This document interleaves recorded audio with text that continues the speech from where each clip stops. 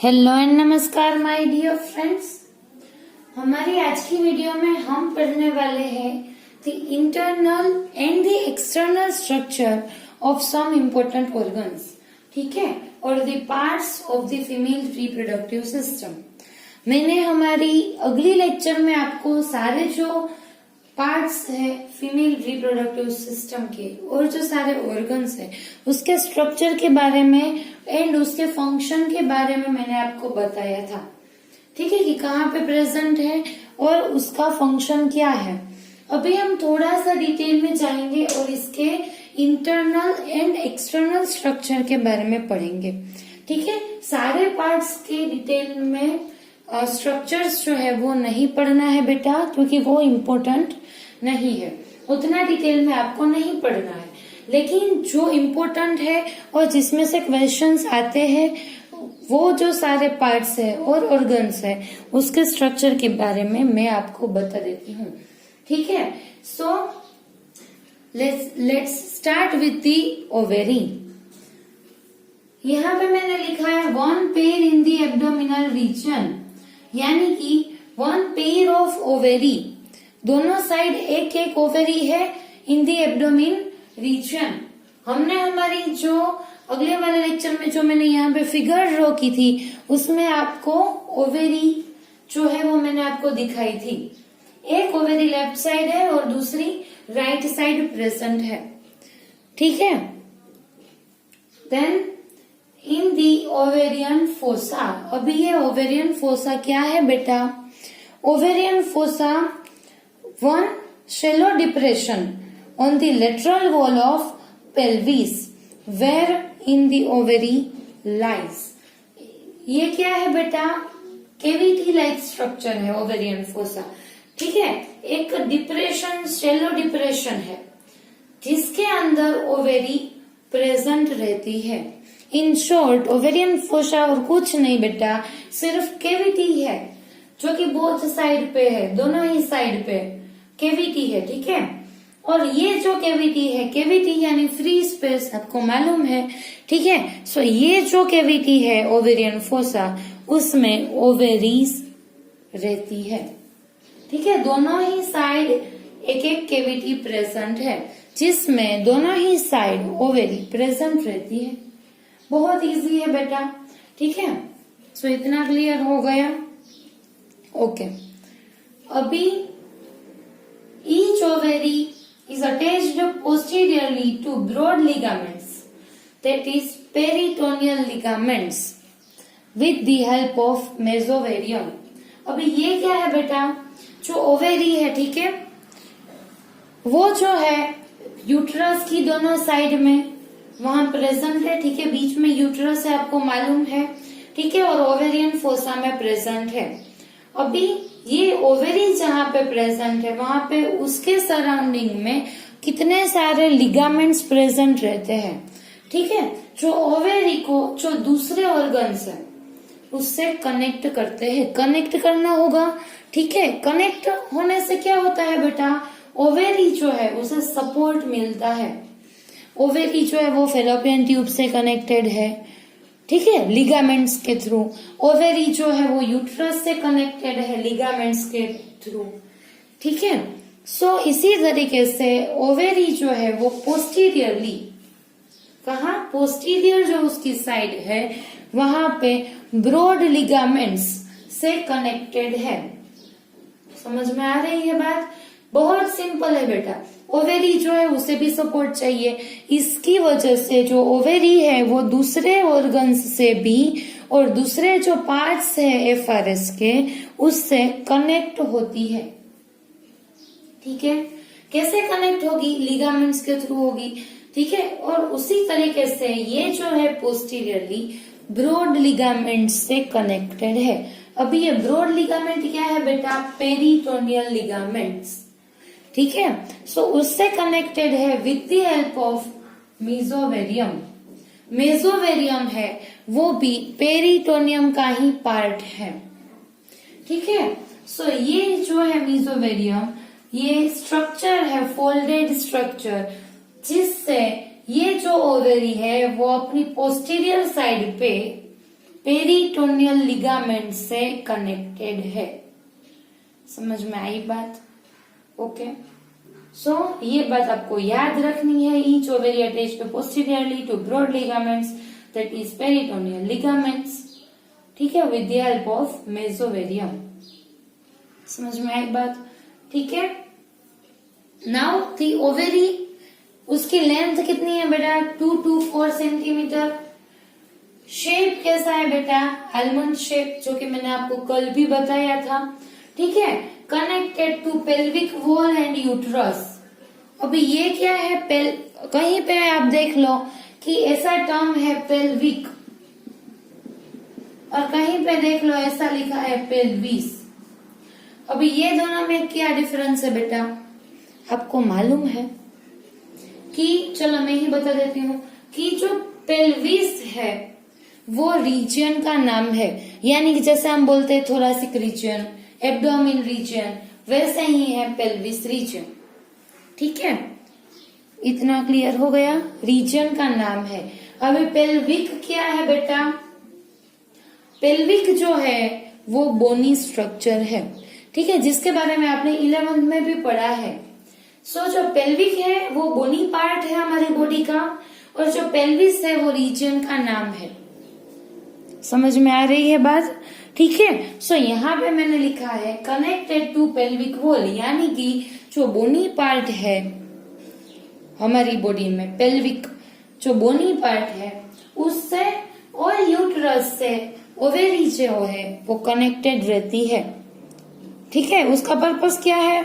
Y ovary is connected to this all structures? Because उसे support चाहिए, ठीक है, और कोई बात नहीं है। मैंने आपको अभी बताया कि लिगामेंट्स के थ्रू ओवेरी जो है वो डिफरेंट डिफरेंट पार्ट्स और जो डिफरेंट डिफरेंट स्ट्रक्चर्स हैं उससे कनेक्ट रहती है, ठीक है। उसी तरीके से ये पेल्विक वॉल से एंड यूट्रस से कनेक्टेड है। कितने सारे और भी लिगामेंट्स है, सस्पेंसरी लिगामेंट एंड ऑल, जिसके बारे में आपको अभी नहीं पढ़ना है, ठीक है। The ovary is covered by the thin epithelium. Ovary जो है उसके ऊपर थीन एपिथेलियम की कवरिंग प्रेजेंट रहती है, ठीक है। ये भी सिंपल पॉइंट है। इतना क्लियर हो गया बेटा? ओके। अभी ओवेरियन स्ट्रोमा क्या है बेटा? मैंने यहाँ पे लिखा है कि ओवेरियन स्ट्रोमा है जिसके 2 पार्ट्स है, outer cortex and inner medulla, ठीक है। लेकिन ओवेरियन स्ट्रोमा है क्या? ठीक है। जो ओवेरी है, ovary it consist of a fibrous stroma, ठीक है। ओवेरी के अंदर फिब्रस जो है स्ट्रोमा प्रेजेंट है, and which is covered by the cuboidal epithelium. आपने पढ़ा है बेटा क्लोरोप्लास्ट में स्ट्रोमा रीजन, ठीक है, देन उसके ऊपर थाइलेकोइड्स के स्ट्रक्चर प्रेजेंट रहते हैं। उसी तरीके से जो ओवेरी है उसमें भी स्ट्रोमा रीजन है, यानी कि जो ओवेरी का जो रीजन है that supports the other structures, ठीक है। जो बेस का जो रीजन है दैट इज ओवेरियन स्ट्रोमा, वो कैसा है बेटा? फिब्रस है, ठीक है। यहाँ पे ओवेरी में जो ओवेरियन स्ट्रोमा है वो फिब्रस है, ठीक है, and covered by cuboidal epithelium. और ये जो ओवेरियन स्ट्रोमा है वो क्यूबोइडल एपिथेलियम से कवर रहता है, कवर्ड है। समझ में आ रही है बात? स्ट्रोमा रीजन क्या है बेटा? जो कि बेस का जो रीजन होता है, मेन रीजन जो रहता है, ठीक है, वो रीजन है, ऐसा रीजन ओवेरी में जिसे ओवेरियन स्ट्रोमा बोलते हैं। और ये कैसा है बेटा? फिब्रस है और क्यूबोइडल एपिथेलियम से कवर्ड रहता है, और कोई बात नहीं है, ठीक है। अभी ये जो ओवेरियन स्ट्रोमा है उसमें भी 2 पार्ट्स है। जो आउटर पार्ट है that is cortex. Ovarian stroma में जो बाहर की साइड का जो पोर्शन है, आपने पढ़ा है कि किडनी के स्ट्रक्चर में कैसे कोर्टेक्स रहता है, outer region, then medulla the inner region, middle वाला जो रीजन है। उसी तरीके से जो ओवेरी है उसके जो पेरिफेरल पार्ट है और जो आउटर जो रीजन है दैट इज कोर्टेक्स, ठीक है। और जो मिडल यानी कि सपोज देख लो कि ये ओवेरी है, सो जो आउटर रीजन है दैट इज कोर्टेक्स एंड जो मिडल रीजन है दैट इज मेड्यूला। समझ में आ रही है बात। इसी तरीके से ओवेरियन स्ट्रोमा में दो रीजन है, आउटर और पेरिफेरल कोर्टेक्स एंड इनर और मिडल मेड्यूला। ठीक है, इतना क्लियर हो गया बेटा। ओके, सो अभी ये कोर्टेक्स और मेड्यूला जो पार्ट्स है उसमें डिफरेंस क्या है? डिफरेंस तो होना चाहिए, ठीक है, वरना हम ऐसे पार्ट्स नहीं करते। ठीक है, किडनी में भी देख लो कोर्टेक्स रीजन में अलग कंपोनेंट्स है, मेड्यूला में मेड्यूलरी पिरामिड्स एंड ऑल है। ठीक है, सो यहाँ पे क्या है बेटा, जो कोर्टेक्स है उसमें न्यूमरस फोलिकल्स प्रेजेंट है, ये आपको याद रखना है। ये जो कोर्टेक्स रीजन है उसमें फोलिकल्स प्रेजेंट है। ठीक है, कितने सारे फोलिकल्स जो है वो कोर्टेक्स में प्रेजेंट है। अभी फोलिकल्स का क्या काम है यहाँ पे बेटा?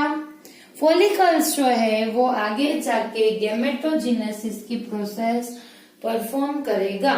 ठीक है, यानी कि गैमेट्स का सिंथेसिस ये फोलिकल्स में से होगा। ठीक है, गैमेट क्या है बेटा? एग सेल, जिसका सिंथेसिस कोर्टेक्स रीजन में ये जो फोलिकल्स है उसमें से होगा। ठीक है, सो ये जो फोलिकल्स है वो कोर्टेक्स रीजन में प्रेजेंट रहती है एंड जो मेड्यूला रीजन है उसमें क्या प्रेजेंट रहता है बेटा? जो मेड्यूला रीजन है विच इज हाईली वास्कुलराइज्ड। ठीक है, ये हाईली वास्कुलराइज्ड,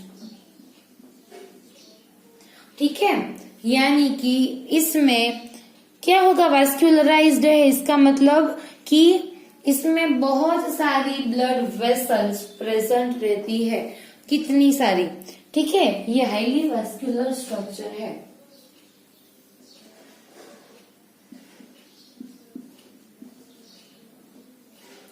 ठीक है, अब दिखेगा।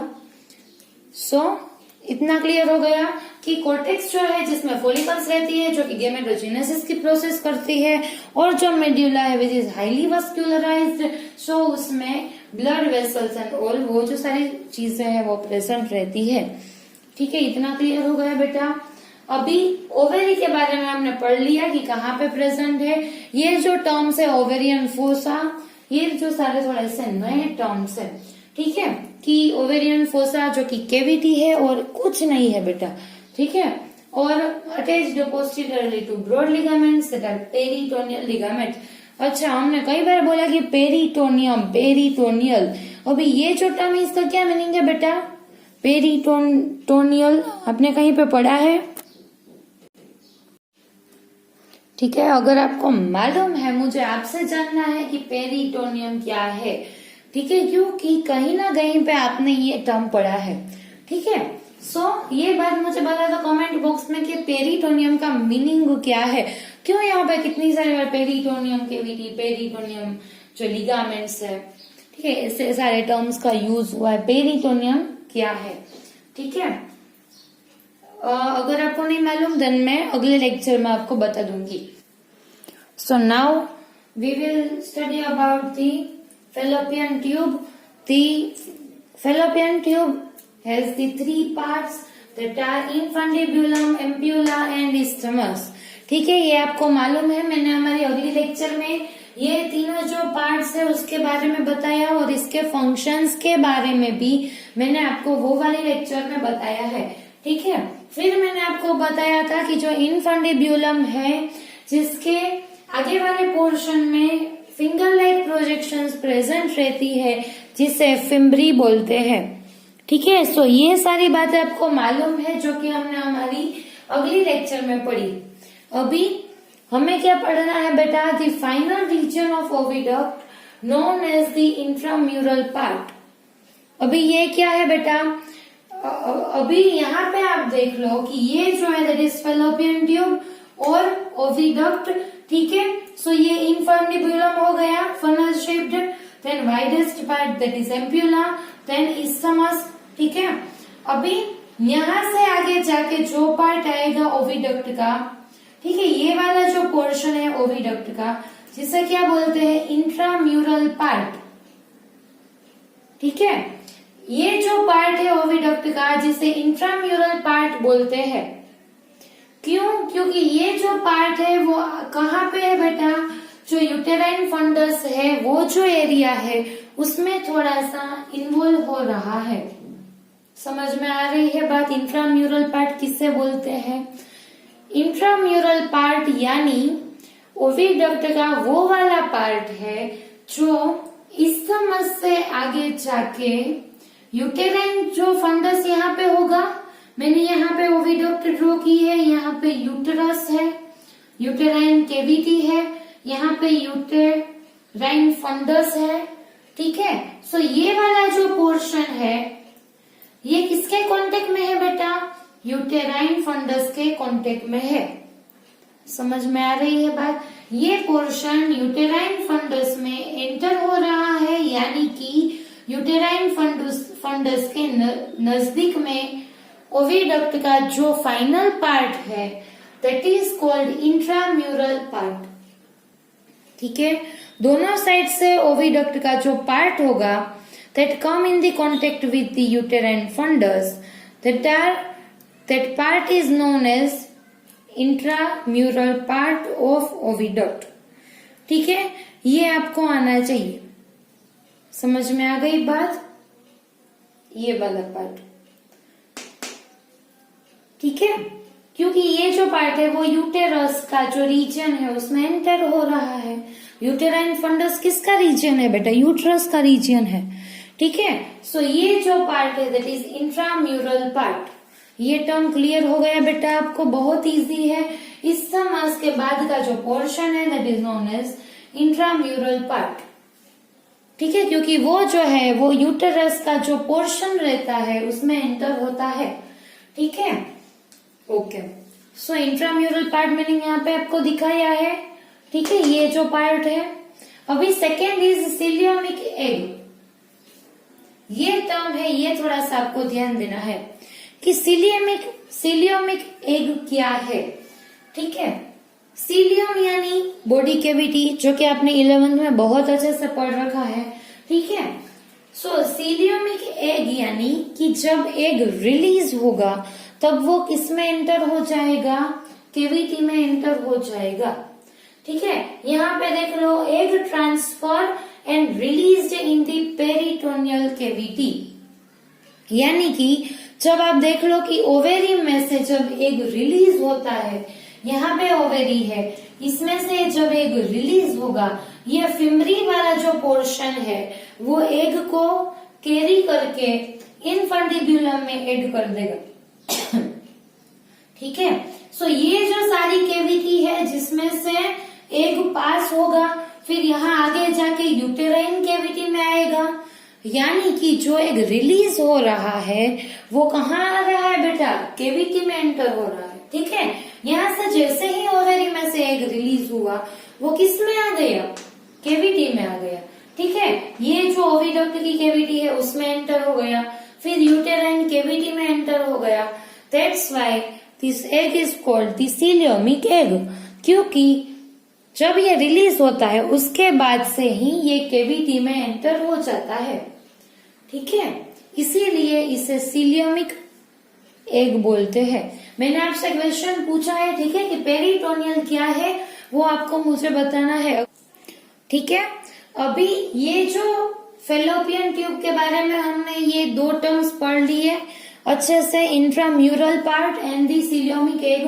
ठीक है, अभी हम क्या पढ़ेंगे बेटा कि histology of fallopian tube and the uterus, कि ये जो फेलोपियन ट्यूब है बेटा, यहाँ पे मैं ड्रॉ कर रही हूँ, ये जो फेलोपियन ट्यूब है दोनों साइड से, ठीक है, आगे जाके ये यूटेराइन कैविटी फॉर्म हो गई। सो ये फेलोपियन ट्यूब एंड जो यूटरस है वो 3 लेयर से बनी है। इसकी जो वॉल है वो कितने लेयर की? 1, 2 एंड 3 लेयर्स की बनी है। यहाँ पे भी 3 लेयर्स है, एंडोमेट्रियम, मायोमेट्रियम, पेरीमेट्रियम। उसी तरीके से जो फेलोपियन ट्यूब है उसकी वॉल भी 3 लेयर से बनी है। ठीक है, 1, 2 एंड 3 लेयर्स है इसकी वॉल में। ठीक है, सो ये जो लेयर्स है उसके बारे में अभी हम देख लेते हैं। ठीक है, यहाँ पे देख लो कि जो mucus membrane inner most layer, यानी कि ये जो फेलोपियन ट्यूब होगी उसमें सबसे अंदर वाली जो लेयर होगी, ठीक है, स्टमक कैसे लेयर्स रहती है, ठीक है, सारी जगहों पे हमने एब्डोमिन रीजन में जो एब्डोमिनल जो ऑर्गन्स है, stomach, small intestine, large intestine, उसमें भी हमने पढ़ा है म्यूकोसा मेम्ब्रेन, सीरोसा मेम्ब्रेन। ठीक है, उसी तरीके से यहाँ पे भी 3 लेयर्स की बनी होगी, fallopian tube, that is oviduct and uterus. ठीक है, 3 लेयर की बनी होगी, जिसमें सबसे जो इनर मोस्ट लेयर है, यानी कि जो अंदर की साइड प्रेजेंट है, दैट इज म्यूकस मेम्ब्रेन। ठीक है, कि ये जो है दैट इज म्यूकस मेम्ब्रेन। अभी इसमें क्या है बेटा म्यूकस मेम्ब्रेन में, वो अभी हम देख लेते हैं कि ये जो है म्यूकस मेम्ब्रेन, उसमें 2 तरीके के सेल्स प्रेजेंट रहते हैं। One is ciliated cell and second is secretory. ठीक है, म्यूकस मेम्ब्रेन में 2 तरीके के सेल्स प्रेजेंट रहते हैं। ठीक है, ciliated and second is secretory. अभी मैं किसकी बात कर रही हूँ बेटा, ओविडक्ट के बारे में बात कर रही हूँ। ठीक है, ओविडक्ट की जो म्यूकस मेम्ब्रेन है, इनर मोस्ट लेयर, जिसमें 2 तरीके के सेल्स प्रेजेंट है, one is ciliated and second is secretory. ठीक है, अभी ये जो सिलिएटेड जो सेल है उसका क्या फंक्शन है बेटा, कि ये जो है वो ओवम को पास करने में हेल्प करता है।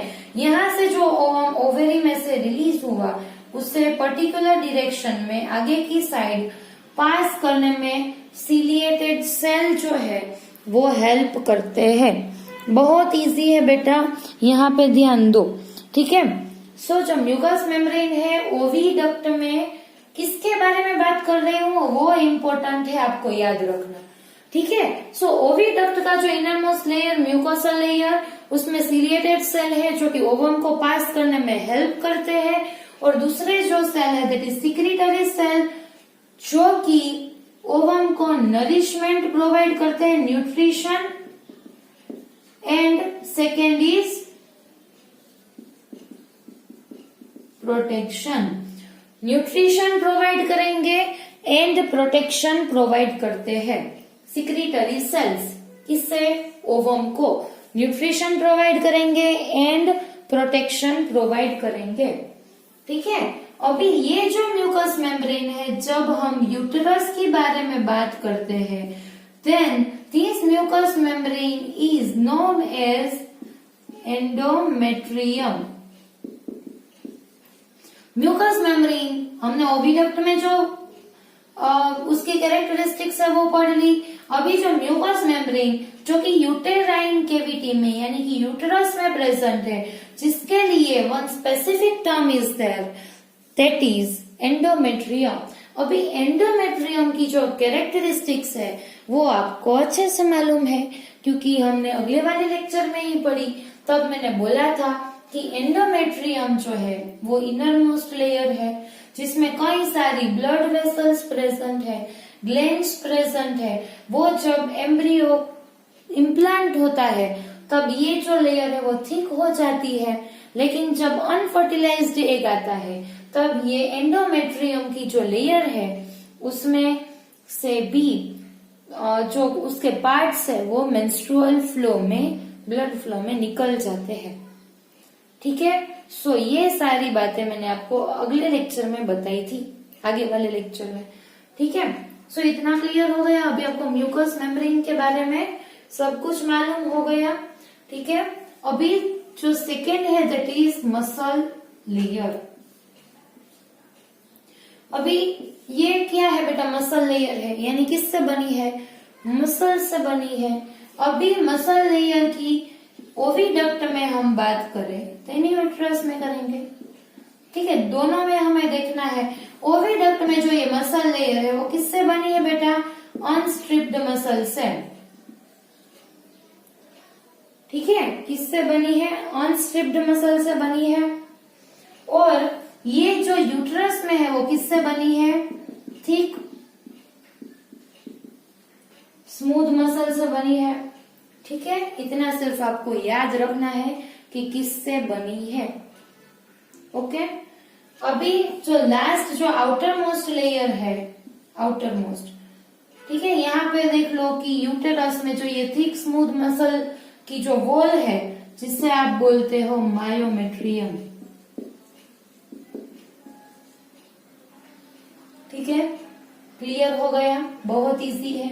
अभी सीरोसा और एडवेंटिशिया जो कि आउटर मोस्ट लेयर है, ठीक है, जो ये दोनों में ओविडक्ट में भी प्रेजेंट है और यूटेरस में भी प्रेजेंट है। यूटेरस में आप इसे पेरिटोनियम के नाम से जानते हो।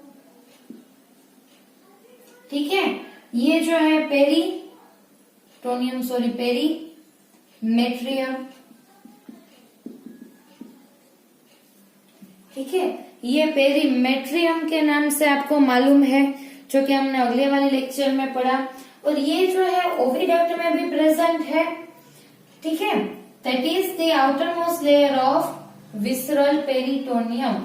ये जो पेरिटोनियम है, ठीक है, विसरल पेरिटोनियम से बनी है, यानी कि ओविडक्ट में भी ये लेयर जो है वो प्रेजेंट रहती है, सीरोसा। ठीक है, दूसरा कुछ नहीं है। अभी इसके बारे में आपको इतना याद रखना है, बहुत डिटेल में नहीं पढ़ना है। इतना क्लियर हो गया बेटा?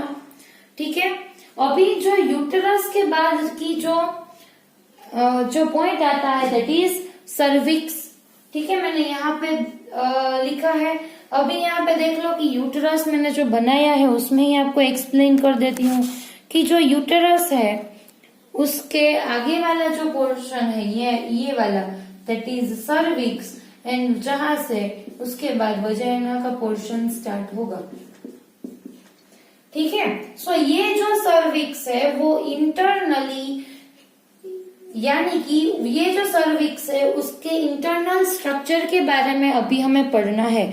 देखो बेटा, यहाँ पे ध्यान देना, क्योंकि ये जो सारी टर्मिनोलॉजी है इसके बारे में आपको ज्यादा कुछ नहीं मालूम, हमने आगे भी नहीं पढ़ा है। सो अच्छे से यहाँ पे फोकस करना, अदरवाइज कंफ्यूजन होने के चांसेस ज्यादा है। ठीक है, सो ये जो सर्विक्स है that connects the uterus to vagina, और डेली रीड करना है, डेली के लेक्चर्स अच्छे से देखने हैं, तभी आपको ये सारे जो कॉन्सेप्ट्स है वो क्लियर होंगे।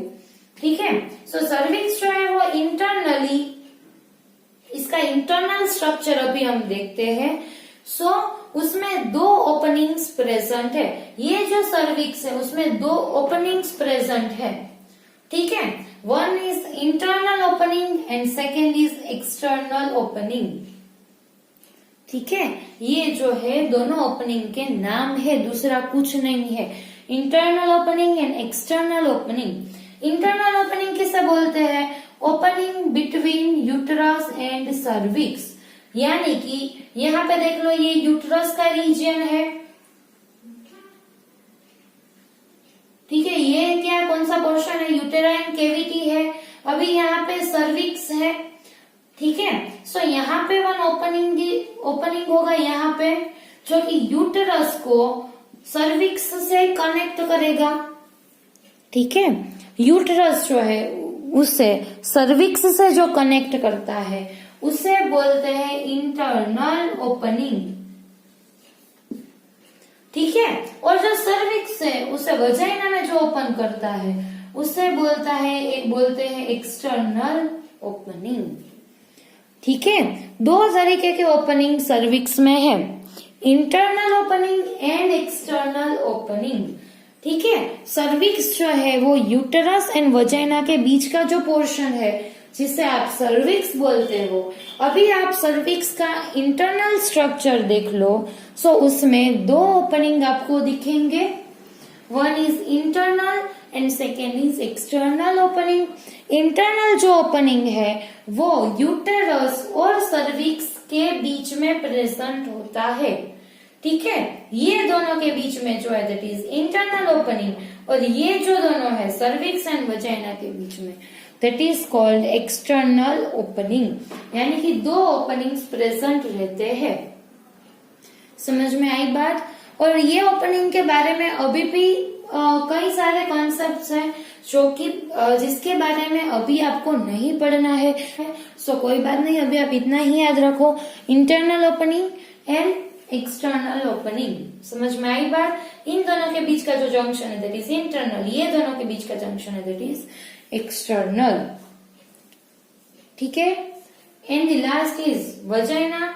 ठीक है, जो कि सेक्सुअल इंटरकोर्स के टाइम पे जो पेनिस की जो एंट्री है उसे रिसीव करता है पेनिस को।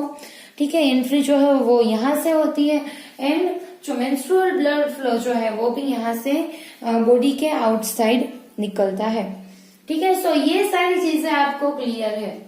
हमने ओवेरी के बारे में पढ़ लिया, फेलोपियन ट्यूब के बारे में पढ़ लिया, यूटेरस, सर्विक्स एंड वजाइना के जो इम्पोर्टेंट पॉइंट्स थे ये सारी चीजें मैंने आपको बता दी। ठीक है, अभी one more portion is there that is vulva. ठीक है, ये वुल्वा जो है दैट इज एक्सटर्नल जेनाइटेलिया।